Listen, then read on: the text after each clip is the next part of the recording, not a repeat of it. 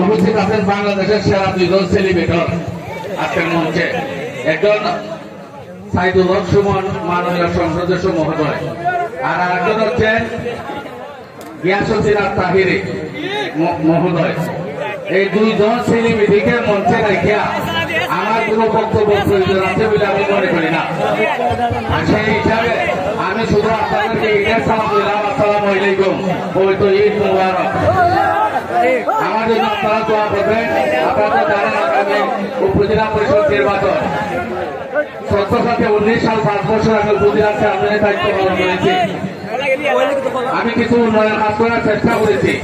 উন্নয়নটা বড় জিনিস না, মানুষের সেবা প্রদান বড় জিনিস। আমি 5 বছর মানুষের সেবা দিচ্ছি। আপনারা দোয়া করবেন, আল্লাহ যদি কবুল করেন আগামী 5 বছর ধরে আমি উপজেলা চেয়ারম্যান নির্বাচিত হতে পারি, তাহলে সোনারগাঁকে একটা আলোকিত সোনারগাঁ হিসাবে আমি রূপ দেওয়ার জন্য চেষ্টা করবো। যেমনিভাবে